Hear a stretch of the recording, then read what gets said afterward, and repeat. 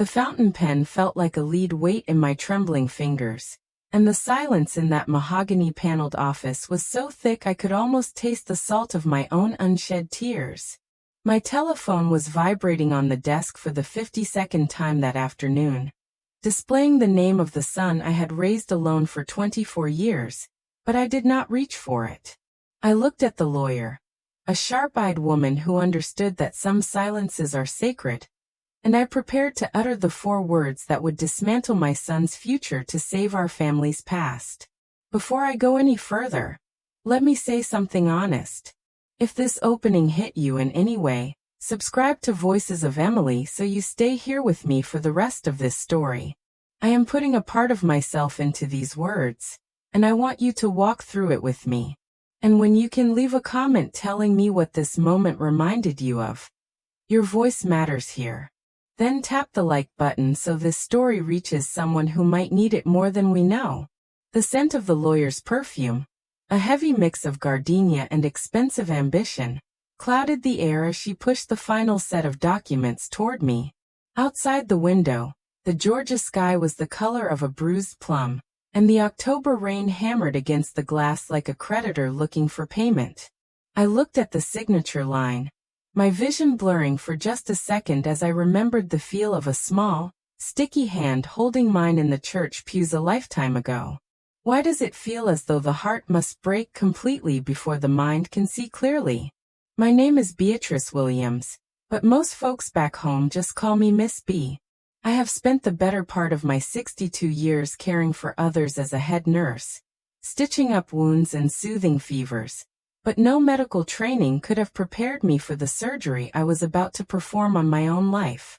The lawyer, Mrs. Evelyn Thorne, cleared her throat softly, her gold bracelets clinking with a sound like tiny, falling coins. She asked me if I was absolutely certain about my decision, her voice holding a note of professional pity that made my spine stiffen. I looked at the telephone screen one more time. Isaiah. My only child. The boy who had his father's wide, easy smile and my own stubborn streak. I had not answered his calls in 4 days, ever since the morning the sun rose over the pines, and I realized that my love had become a rug he felt entitled to walk upon. I took a deep breath, the scent of the leather chairs grounding me in the present moment, and I set the nib of the pen to the paper. How did a mother go from being the hero of every bedtime story to the villain of a wedding day? It was not supposed to end in a cold office with a signature that felt like a sentence. It was supposed to end with grandchildren running through the tall grass of the 60 acres my grandfather, Silas, had bought with blood, sweat, and a determination that defied the laws of the Jim Crow South.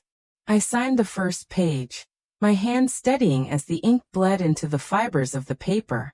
Beatrice Louise Williams. 4 weeks ago, I was standing in a gilded reception hall in Savannah, watching the light catch the bubbles in a crystal glass of cider.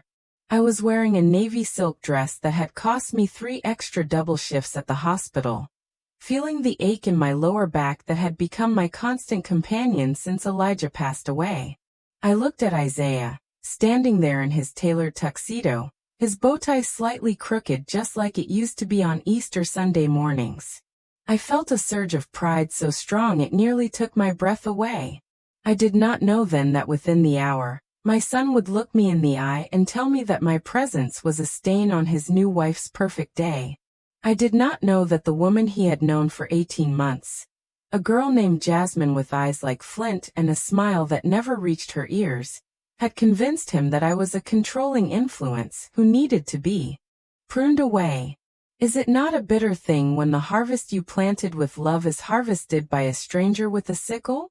But that is not where the tragedy reached its peak.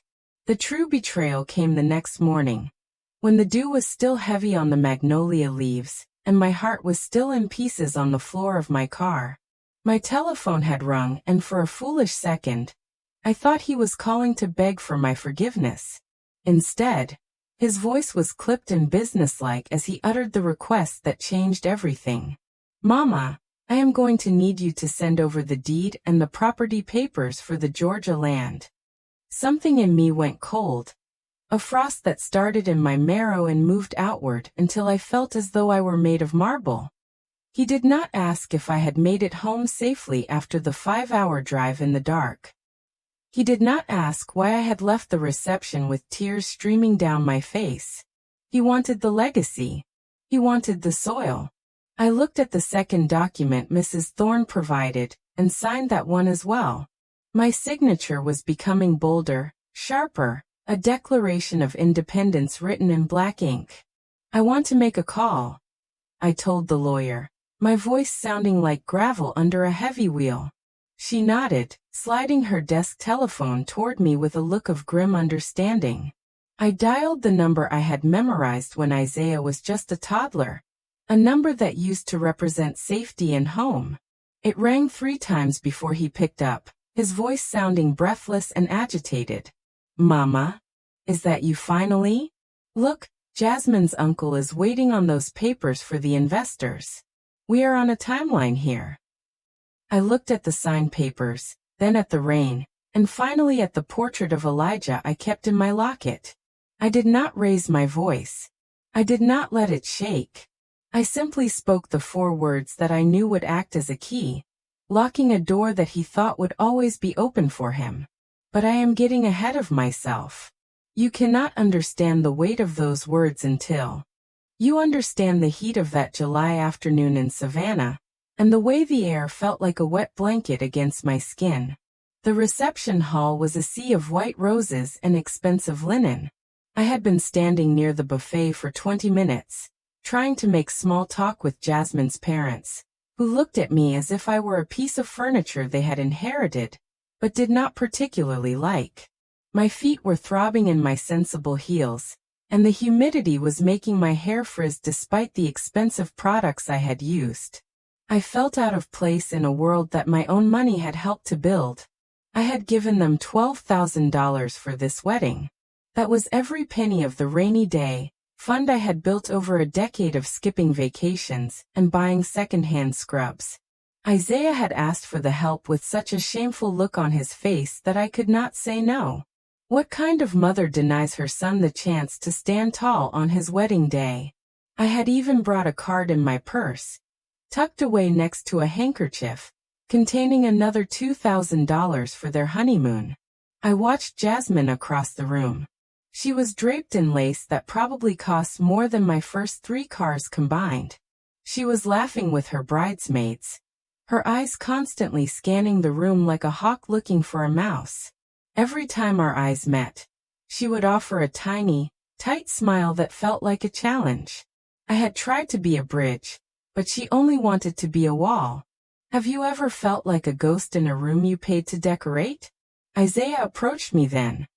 He did not have a drink in his hand, and his face was set in a hard mask that I recognized from his teenage years.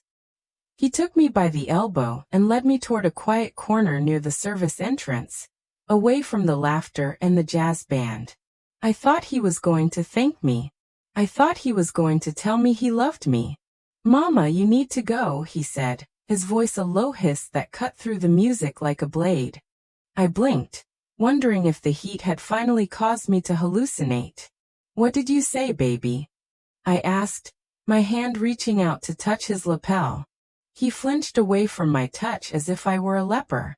"Jasmine is upset. She says you have been giving her looks all day. She says you are trying to make this about you and your old-fashioned ideas. She wants you to leave before the cake cutting. Just go home, Mama. I will call you next week." The rejection felt like a physical blow to the chest.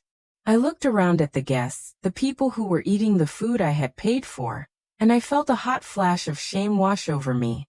"I drove 5 hours to be here, Isaiah," I whispered. "I haven't even had a piece of the cake I helped buy." He did not look at me. He looked over my shoulder at his bride, who was watching us with a look of triumphant satisfaction. "Just go," he repeated. I did not make a scene. I am a Williams woman, and we do not provide entertainment for the neighbors. I turned on my heel, my head held high even as my heart was cratering in my chest. I walked through those double doors and into the sweltering Savannah night.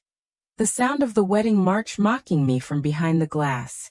I walked to my 10-year-old sedan, sat in the driver's seat, and waited for the air conditioning to kick in. I did not cry until I hit the interstate. The drive back to the farm was a blur of white lines and salty tears.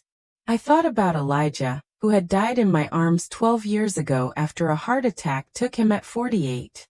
He had worked 3 jobs so we could keep that land when the taxes tripled. His last words to me were a plea to keep the soil in the family, to never let the pines be cut down for the sake of a quick dollar. "It is our history, B," he had whispered. "If we lose the land, we lose our name." I pulled into the driveway of the farmhouse at 3 in the morning.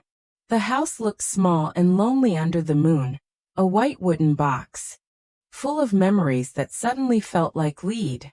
I sat on the porch swing for hours, watching the shadows of the oaks stretch across the dirt. I felt used. I felt like a lemon that had been squeezed dry and tossed into the bin. Is there a pain more exquisite than the realization that your child sees you only as a resource? When the telephone rang at 7 that morning, I was still in my wedding dress, the silk wrinkled and stained with my sorrow. I answered it, expecting a tearful apology. I expected him to say that the pressure of the day had made him crazy. But Isaiah's voice was full of a different kind of energy. He was talking about development. He was talking about Jasmine's uncle, a man who built luxury townhomes, and saw our 60 acres as a blank canvas for profit. "We can subdivide the back 40, Isaiah said, his voice cracking with greed. "Jasmine says we could make enough to move into the Highlands. We would give you a cut, of course. Maybe enough to get you into one of those nice assisted living communities where you wouldn't have to worry about the roof or the weeds. It is smart planning, Mama. It is time to let go of the past and think about the future." I looked out at the garden I had tended for 30 years. I looked at the trees Elijah had planted when Isaiah was born. Smart planning. He wanted to bulldoze my life to build a trophy house for a woman who would not even let me eat a slice of wedding cake. He wanted to put me in a box so he could have a bigger box. I did not say yes. I did not say no. I told him I would think about it, and then I hung up and sat in the silence until the sun began to burn. For 3 days I lived like a hermit. I ignored his texts. I ignored the messages from Jasmine, who was now calling me Mother Williams, and talking about generational wealth, in a voice that sounded like sugar-coated vinegar. I walked every inch of the property line. I touched the bark of the trees. I remembered Silas telling me how he had been cheated out of his first farm, and how he had sworn this one would remain forever. I realized that my son was not a protector. He was a predator. Let me pause for just a second. This part of the story is where things start to get heavier, and I want you to stay with me for it. If you have not subscribed yet, do it now. It keeps you close while I take you through the rest of this. And if something in this stirred a memory in you, tell me in the comments. After that, press like so this story does not disappear into the feed. I spent the 4th day in the attic, going through old trunks. I found the deed, yellowed and brittle at the edges. I found the tax records. But more importantly, I found a manila envelope that I had forgotten existed. It was dated 15 years ago, shortly after the funeral. I remembered the lawyer Elijah had used, a man who told me that a woman alone needed a shield against the world. I took that envelope to Mrs. Thorne's office in the city, the rain finally breaking the heat of the summer. "I want to protect the land," I told her. "I want to make sure no bulldozer ever touches these woods. I want to make sure it can never be sold, never be traded, and never be used as collateral for a lifestyle Isaiah cannot afford." She looked at the documents I had brought from the attic, and a slow smile spread across her face. "Miss B," she said, "you are much further ahead than you think. But let us make it ironclad." Which brings us back to that mahogany office, and the telephone call. Isaiah was on the other end, his voice rising in pitch as he realized I was not agreeing to his business proposal. He started throwing out the word selfish. He told me I was being bitter about the wedding and that I was holding him back from his potential. He even had the audacity to say that his father would have wanted him to have the money. I looked at Mrs. Thorne, who gave me a sharp nod. I cleared my throat, feeling the strength of 3 generations of Williams women rising up in my chest. Isaiah, I said, my voice as cold as a winter well. I am only going to say this one time, so you had better listen with both ears. You asked for the property papers. You asked for the future of this family. Here is your answer. The land is gone. What do you mean gone? He stammered. You can't sell it without telling me. I'm your heir. I let out a soft, sad laugh. I did not sell it, Isaiah. I donated it. I have placed the entire 60 acres into a permanent conservation trust. It will be a nature preserve and a community garden for the children of this county. It can never be developed. It can never be sold. And most importantly, it can never be yours. The explosion on the other end of the line was something I will never forget. He screamed. He called me names that no son should ever call his mother. I heard Jasmine in the background, her voice a shrill siren of fury, demanding to know what I had done.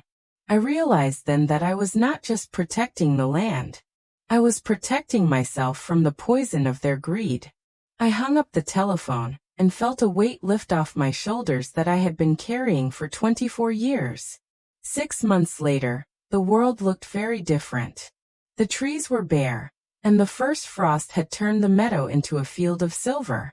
I was sitting in my kitchen, drinking a cup of coffee and watching the birds at the feeder, when a knock came at the door. I did not expect visitors. Most of my friends from the church had taken sides, and many of them thought I had been too hard on my only child. But I knew that true love sometimes requires a firm hand and a locked gate. It was a process server. He handed me an envelope with a sympathetic look and disappeared back down the driveway. I opened it to find that Isaiah was attempting to sue me. He was claiming undue influence and mental instability. He wanted the court to overturn the trust. I felt a momentary pang of sorrow, not for the lawsuit, but for the boy who had once brought me wilted dandelions and promised to build me a castle. Where did that boy go? Mrs. Thorne handled the response. She pointed out that I had actually initiated the paperwork for a similar trust 10 years ago, long before Jasmine ever entered the picture. She showed that my decision was consistent with my history of conservation and my late husband's wishes. The judge dismissed the case in less than 20 minutes. I stood in the hallway of the courthouse as Isaiah and Jasmine walked past. They did not look at me.